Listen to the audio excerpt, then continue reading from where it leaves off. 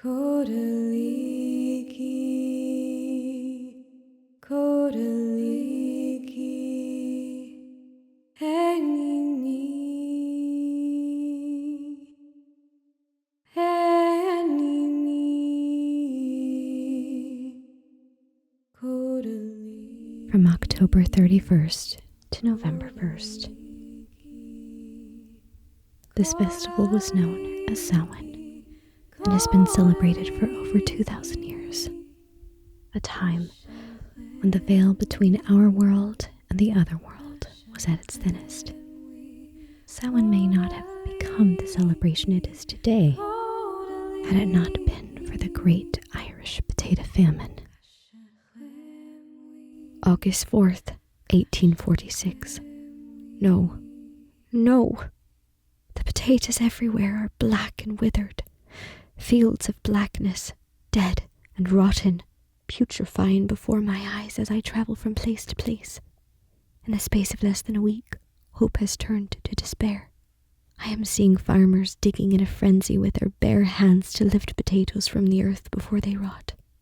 Surely now, Ireland will starve in its entirety. Who or what can save her poor damned people?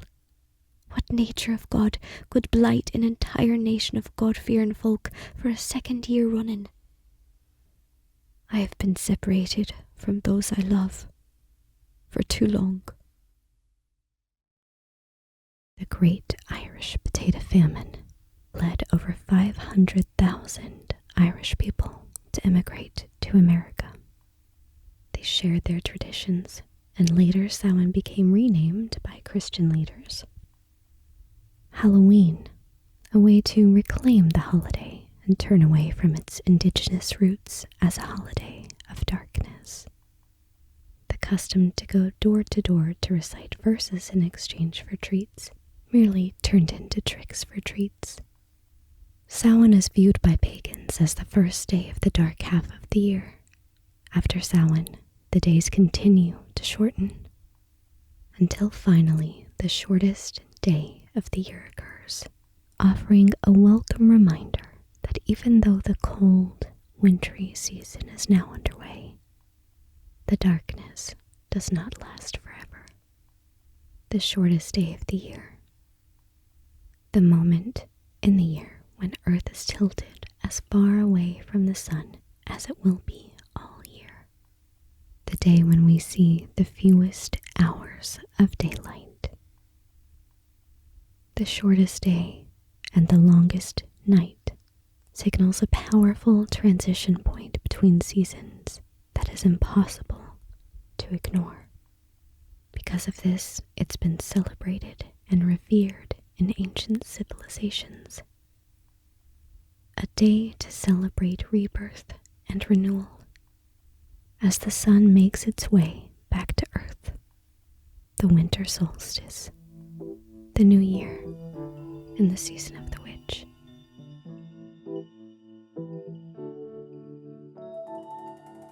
You've got to pick up every stage. Oh no, must be the season of the witch. Must be the season of the witch. Must be the season of the witch.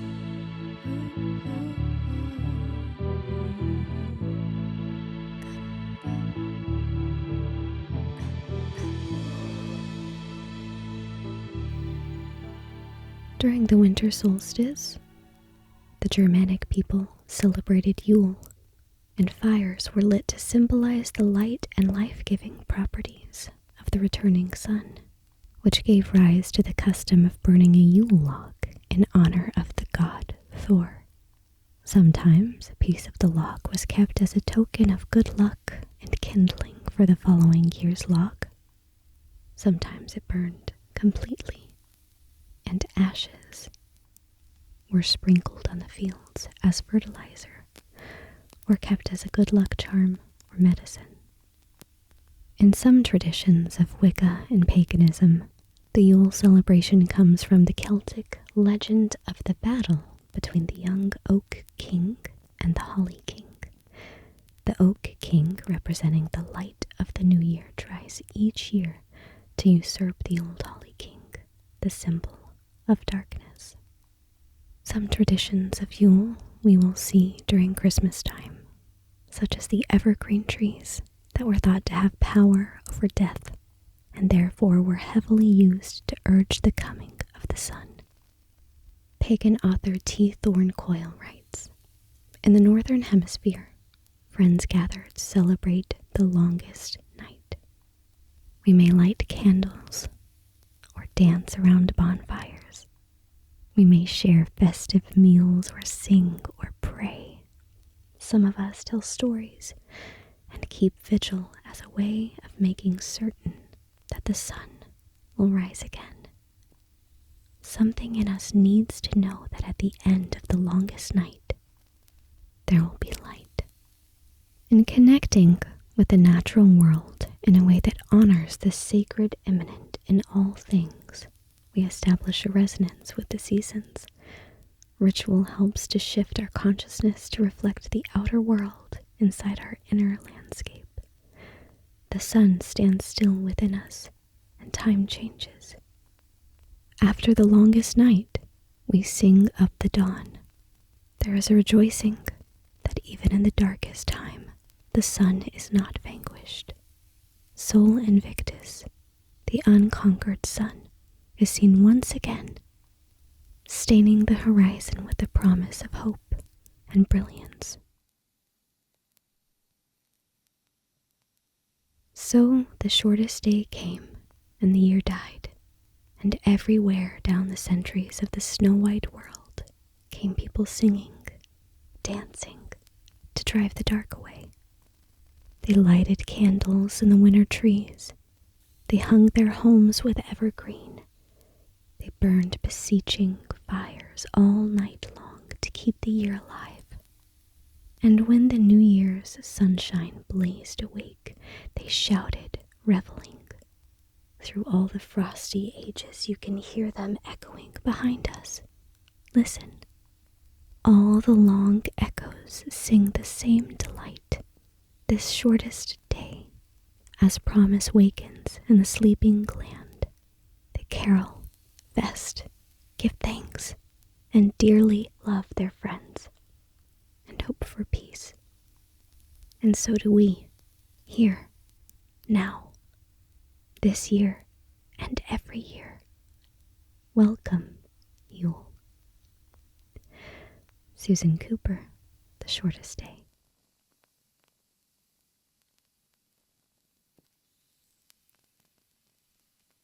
The winter solstice can also remind us that this is a time of rest. According to Forever Conscious, the winter solstice celebrates the longest hours of darkness, or the rebirth of the sun, and is believed to hold a powerful energy for regeneration, renewal, and self-reflection. In pagan times, the winter solstice was referred to as Yule and was a celebration of the moon energy. It was believed that on this day the moon would give birth to the sun. Candles to represent the warmth that is coming. During the winter solstice season, people all around the globe celebrate Christmas traditions. Many of these customs can be traced back to their pagan roots. The tradition of Christmas caroling actually began as the tradition of wassailing. Wassailers went from door to door, singing and drinking to the health of their neighbors. In pre-Christian fertility ceremonies, villagers traveled through their fields and orchards in the middle of winter, singing and shouting to drive away any spirits that might inhibit the growth of future crops. Saturnalia, a Roman holiday which fell upon December 17th, was a time to honor the god Saturn, and so homes and hearths were decorated with boughs of greenery, vines, ivy, and the like. But because ancient Egyptians didn't have evergreen trees, they used palms, a symbol of resurrection and rebirth. Over time, this evolved into the modern tradition of the Christmas tree. During Saturnalia, Roman celebrants also would hang metal ornaments outside on their trees. These ornaments often represented the god of Saturn. The laurel wreath was a popular decoration as well. Early Germanic tribes decorated trees with fruit and candles in honor of Odin for the solstice. The red berries of the holly bush were used by Christians to represent the blood of Jesus Christ as he died upon the cross, and the sharp-edged green leaves are associated with his crown of thorns. In pre-Christian pagan cultures, the holly was associated with the god of winter, the Holly King, fighting his annual battle with the Oak King. Holly was known as a wood that could drive off evil spirits as well, so it came in handy during the darker half of the year when most of the other trees were bare. As the wheel of the year makes its final turn and begins a new cycle, most plants have faded, but evergreens live up to their name. They were considered sacred because they didn't seem to die each year. The poinsettia, with its red and green colors that fit right into the scheme of the holiday season, it resembles a brilliant sunburst welcoming the return of light. According to legend, 17th century Christian friars added the plant to their nativity processions. This began the poinsettia's association with Christmas. The color red could represent the Passion of Christ. In its pagan roots, it can also represent the life-giving blood of the goddess, her power of regeneration, and the promise of renewal to come in the spring. It's perhaps no coincidence that Christmas Day coincides with the winter solstice. While many believe this date was chosen to offset pagan celebrations, others believe the birth of Jesus Christ is celebrated on December 25th as a way to honor the birth of the Prince of Light, the true light of the world. Then be ye glad, good people, this night for all the year, and light ye up your candles, for his star, it shineth clear. This miracle was set in synchronization with the December solstice, because from that point onwards, the days began to have more light in the northern hemisphere. Rise, happy morn, draw forth the cheerful day from night. O Father, touch the east, and light the light that shone when hope was born. Alfred Lord Tennyson.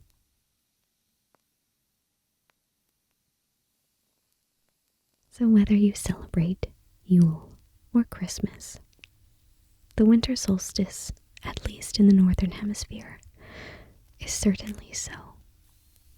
And in a year with an overwhelming amount of darkness, it's important to remember during this winter solstice that no matter how much darkness we have experienced, the light is yet to come.